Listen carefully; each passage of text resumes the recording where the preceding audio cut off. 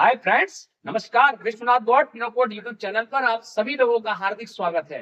मैं आज लेके आया हूं अपना एक नया वीडियो अकाउंटिंग के एक नए कंसेप्ट पे। और आज का मेरा वीडियो है सभी बिजनेसमैन, व्यापारियों, कारोबारियों, छोटे या बड़े, क्या कारण होते हैं जो उनके कारोबार, बिजनेस जल्दी डूब जाते हैं या लॉस में चले जाते हैं। आज उन्हीं के लिए कोई सीक्रेट पॉइंट लेके आया हूं कि वो सीक्रेट पॉइंट रीजन क्या है जिसके कारण उनके बिजनेस डूबते हैं। तो चलिए जानते हैं आज वो secret point.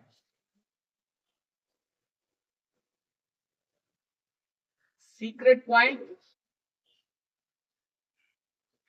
for downward business or downward in business.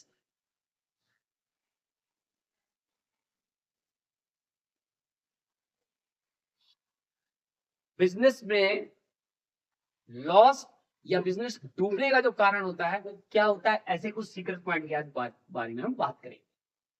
उम्मीद है कि आपको शायद मेरा आज का वीडियो पसंद आए। अगर पसंद आए तो लाइक सब्सक्राइब कर दीजिएगा, क्योंकि इससे फायदा आप ही का है। आपको आने वाले मेरे और भी अकाउंटिंग कंसेप्ट के बेनिफिशियल वीडियो जो आपके लिए इंपॉर्टेंट रहेंगे वो आपको जरूर मिलते रहेंगे। सबसे पहले पॉइंट है फ्रेंड्स, यहाँ पे over confidence. Over confidence friends, ये जो ओवर कॉन्फिडेंस है ना, ये बड़ा खतरनाक होता है। जी हाँ, ओवर कॉन्फिडेंस बड़ा खतरनाक होता है। ये इतना खतरनाक होता है कि ये देश, समाज और आसपास के परिवार को तबाह कर देता है। ये जिस व्यक्ति के अंदर ये ओवर कॉन्फिडेंस आ गया, उसको ऐसा लगता है कि उसे सब कुछ आता है और वो फिर आगे किसी को सुनना ही नहीं चाहता। वो सिर्फ अपने हिसाब से चलता है। और उसका रिजल्ट क्या होता है, या तो वो कस्टमर की, बिजनेसमैन की यदि बात करूं, ना तो कस्टमर के मन को जान पाता है कि वो क्या चाह रहा है, ना वो मार्केट के ट्रेंड को पहचान पाता है। वो मार्केटिंग में भी फेलियर रहता है और कस्टमर को मतलब उसकी इच्छाओं को समझ ही नहीं पाता कि मार्केट में क्या चाह रहा है या वो उससे किस चीज की सेवा या प्रोडक्ट चाह रहा है। ओवर कॉन्फिडेंस सबसे पहला कारण होता है किसी भी बिजनेस का, समाज का या देश का नीचे डाउनवर्ड जाने में। अब मैं आपको किसी भी एग्जाम्पल के थ्रू, आपने देखा होगा जहां भी किसी व्यक्ति को ओवर कॉन्फिडेंस हुआ है, ना वो घर बचा है, ना वो समाज बचा है, ना वो देश बचा है। Second, cash flow. Cash flow के बारे में यदि बात करें तो बहुत से कंपनी के मालिक ऐसे हैं जो कैश फ्लो को या तो समझना नहीं चाहते या ज्यादा उसके बारे में जानते नहीं है। मैं ऐसा इसलिए कह रहा हूं कि जान के भी ना जानना भी एक अननॉलेजेबल चीज होती है। यानी कि बिजनेस के ज्यादातर गिरने के कारण कैश फ्लो के विषय में ज्यादा जानकारी ना होना या कैश फ्लो पे ज्यादा ध्यान ना देना। कैश फ्लो पे ध्यान ना देने से क्या होता है कि जब कंपनी के पास कैश रिजर्व नहीं होता और कंपनी अपने ज्यादातर खर्चे कर चुकी होती है, तो फिर उसको बिजनेस एक्सपेंशन मोड के लिए कैश की जरूरत पड़ती है। और जब उसका कैश फ्लो मैनेज नहीं होता, यानी कि उसके पास कैश ही नहीं होता, तो फिर बिजनेस में बहुत दिक्कतें आती हैं और कई बार तो बिजनेस लॉस में भी चला जाता है। तो कैश फ्लो में यदि मैं बात करूं तो इसका मैं इस तरह से कह सकता हूं, if cash in greater than cash out, यानी कि कंपनी में जो कैश आया और कंपनी से जो कैश खर्च हुआ, यहाँ पे आया वो कैश यदि ज्यादा है कैश आउट से, तो इस केस में इंक्रीज होगी कंपनी में, कंपनी इंक्रीज, यहां पे कंपनी इंक्रीज होगी। Second, if cash out greater than cash in, then company जो होगी वो डाउनवर्ड जाएगी। अब फ्रेंड्स, मैं ऐसा क्यों समझा रहा हूं, देखिए कैश इन कैश आउट आप सभी जानते हैं, पैसा अगर पास में है तो फिर कंपनी की स्ट्रेंथ है। मालिक ये चीज समझने को तैयार नहीं है, क्योंकि मालिक अपने कंपनी का बिजनेस को मानता है प्रॉफिट को। प्रॉफिट अगर बढ़ रहा है तो कहता है उसकी कंपनी बढ़ रही है, लेकिन यही उसकी सबसे बड़ी भूल होती है। और बिजनेस के लॉस होने का या डूबने का सबसे बड़ा कारण होता है मालिक प्रॉफिट को ही कंपनी की ग्रोथ समझ बैठता है, क्योंकि कंपनी ग्रोथ प्रॉफिट से नहीं कैश फ्लो से होती है, कैश मैनेज करने से होती है। इसका सीक्रेट सबसे बड़ा पॉइंट है। और उससे भी बड़ा पॉइंट ओवर कॉन्फिडेंस। इसका मैंने आपको नुकसान बता दिया। ओवर कॉन्फिडेंस के कारण मार्केट की फेलियर, कस्टमर की बातों को ना जान पाना और पुराने प्रोडक्ट को लेके नई दुनिया में बैठे रहना। कैश फ्लो, कैश को मैनेज ना कर पाना, अपने लग्जरी आइटम पे या अनावश्यक स्टॉक को इकट्ठा कर लेना, जिसके कारण कैश आउट ज्यादा हो जाता है कैश इन से, और वो कंपनी डाउनवर्ड चली जाती है। होना क्या चाहिए कंपनी ग्रोथ के लिए? कैश इन ज्यादा होना चाहिए कैश आउट से। ये सेकंड जो इंपॉर्टेंट सीक्रेट रीजन है कंपनी के डूबने का।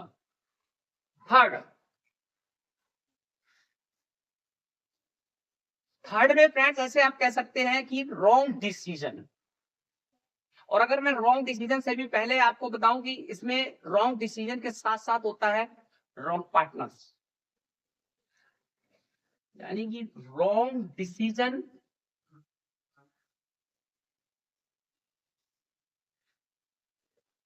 And wrong partners.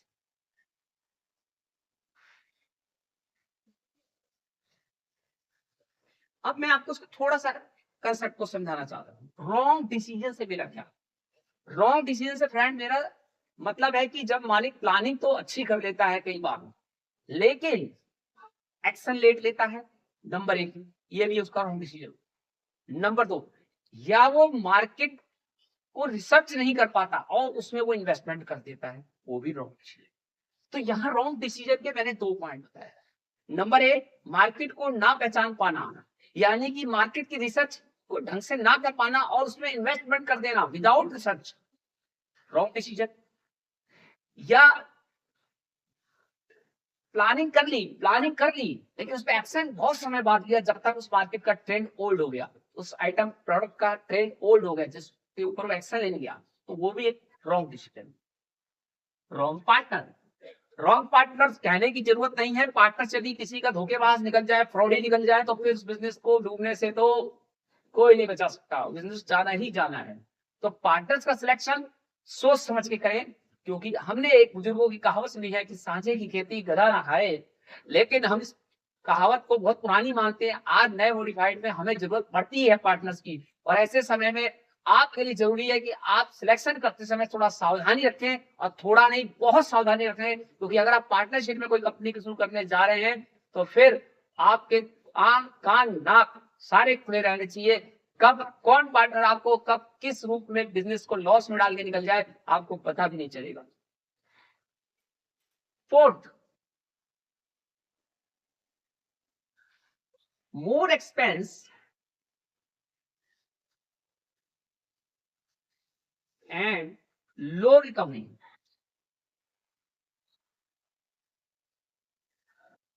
कंपनी जब अपने खर्चे बढ़ा लेती है, यानी कि उसको अपने या तो खर्चों का रिकॉर्ड नहीं रखती है, और खर्चे रिकॉर्ड नहीं रखेगी तो इसलिए बात है खर्चे बढ़ेंगे तो कंपनी को पता ही नहीं चलेगा। तो जब कंपनी अपने अधिक खर्चे रखती है, लो रिकवर करती है, यानी कि उसके जो पैसे फंसे हुए हैं डेटर के, उसका जो डेट फंसा हुआ है, जब उसकी रिकवरी नहीं कर पाती वो, लेकिन खर्चे करती रहती है, अपने खर्चे बढ़ाती रहती है, पुराने पैसों को निकलवा नहीं पाती, डेट को रिकवर नहीं कर पाती, रिकवरी उसकी ठीक से नहीं होती, तो वहां पे क्या होता है कि कैश आउट ज्यादा हो जाता है कैश इन से। तो उस कंडीशन में क्या होती है, कंपनी डूब जाती है या लॉस में चली जाती है। Fifth, tax planning. Tax planning यानी कि कंपनी जो अपने यहाँ अकाउंट डिपार्टमेंट के बंदे रखती है, वो कुछ इस तरह के बंदे रख लेती है जो मतलब ढंग से टैक्स की प्लानिंग नहीं कर पाते, या तो वो खर्चों के ऊपर कंट्रोल नहीं कर पाते, या वो कॉस्ट को कंट्रोल नहीं कर पाते, या वो बेमतलब के स्टॉक को रखते हैं अपने पास जिसकी जरूरत नहीं है, अनावश्यक रूप से लग्जरी आइटमों पे खर्च करते रहते हैं। और इस तरह के खर्चों से होता क्या है फ्रेंड्स कि टैक्स की प्लानिंग भी ढंग से नहीं होती, और वहां पे बेमतलब की कई फिजूल चीजों पे टैक्स दे दे के वो अपना जो है कॉस्ट बढ़ा लेते हैं, और कॉस्ट पे पूरी तरह से उनका कंट्रोल ही नहीं रहता उस कंपनी का। और कारण फिर वही कि उनके पास बिजनेस चलाने के लिए पैसे यानी कि कैश नहीं होता, और वो बिजनेस लॉस में या कंपनी वो समापन में चली जाती है। अब इन पॉइंटों में यदि आप ध्यान दें तो इन सब में एक महत्वपूर्ण पॉइंट और है, जैसा कि मैं बार बार इसमें रिपीट कर रहा हूं, और वो मेरा छठा पॉइंट है, 6 पॉइंट है, मार्केट फेलियर। मार्केट फेलियर मतलब कंपनी अपने यहां जिन बंदों को रखती है वो मार्केटिंग में पूरी तरह से कामयाब नहीं हो पाती। वो नवसिखियाओं को कम सैलरी के चक्कर में रख लेती है। अनएक्सपीरियंस बंदे होते हैं, मार्केटिंग में उनका नया नया एक्सपीरियंस होता है। कंपनी इस वजह से रखती है कि शायद वो ज्यादा एनर्जेटिक हैं, ज्यादा काम करेंगे, लेकिन एक्सपीरियंस ना होने के कारण वो सक्सेस नहीं हो पाते लोग मार्केटिंग में, या कंपनी भी मार्केटिंग में पूरी तरह से सही बंदे सिलेक्ट नहीं कर पाती, ध्यान नहीं दे पाती। ये उनका एक सिक्स्थ रीजन होता है, मार्केटिंग फेलियर। ट्रेंड को ना पहचान पाना कि कस्टमर क्या चाहता है, पुराने प्रोडक्ट पे टिके रहना। इसके अलावा जो कंपनी के लिए सबसे अहम पार्ट, एक सातवां पॉइंट आता है फ्रेंड्स, मैं उसको भी थोड़ा सा बता देना चाहता हूं क्योंकि वो भी कुछ सीक्रेट पॉइंट में है।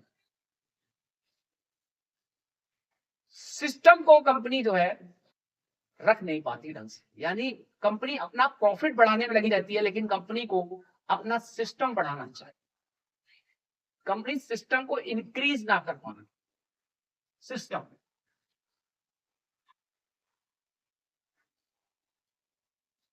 सिस्टम सिस्टम का मतलब मेरा है कि जो मालिक काम करवा रहा है अपने एम्प्लॉइज से, वो उनसे प्रॉपर तरीके से काम ले नहीं पाता। वो खुद उन कामों में इन्वॉल्व हो जाता है और फिर मालिक में और एम्प्लॉइज में कोई डिस्टेंस नहीं रह पाता और बिजनेस में ग्रोथ नहीं हो पाती। तो मालिक को चाहिए यदि बिजनेस में ग्रोथ करना है तो इन्वॉल्वमेंट रखे, लेकिन उसमें वर्क ठीक प्रकार से हो सके उसके लिए वो अपने सिस्टम को इस कदर बढ़ाए, इस तरह से फैलाए कि उसका काम ज्यादातर उसके कर्मचारी ही समझ लें, ताकि वो अपने माइंड को बिजनेस ग्रोथ के और आइडियाज पे लगा सके और मार्केटिंग को पहचानते हुए नए नए आइडिया के साथ नए नए प्रोडक्टों को लॉन्च करके अपने बिजनेस का विस्तार करे।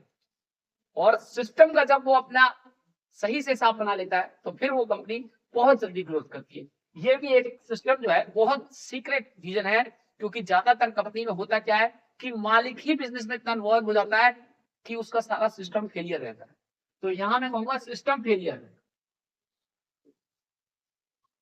सिस्टम फेल हो जाता है किसी भी कंपनी का तो कंपनी लॉस चली जाती है, डूब जाती है। तो फ्रेंड इस तरह के कुछ 7 पॉइंट्स हैं, मैं एक बार रिमाइंड करा देता हूं। ओवर कॉन्फिडेंस, ओवर कॉन्फिडेंस किसी भी क्षेत्र में हो, घर में व्यक्ति को ओवर कॉन्फिडेंस हो गया उस घर का चौपट होना तय है। समाज में किसी को ओवर कॉन्फिडेंस हो गया तो उस समाज की तबाही को कोई नहीं रोक सकता। देश में अगर किसी भी नेता को ओवर कॉन्फिडेंस हो गया तो वो देश को फिर बर्बाद होने से कोई नहीं बचा सकता। कैश फ्लो, कैश फ्लो भी सबसे बड़ा जिम्मेदार है। मालिक कैश फ्लो को समझना ही नहीं चाहते, कैश फ्लो को मैनेज नहीं कर पाते, वो इतने एक्सपेंस बढ़ा देते हैं कि उनका कैशिंग जो होता है वो कम हो जाता है कैश आउट से।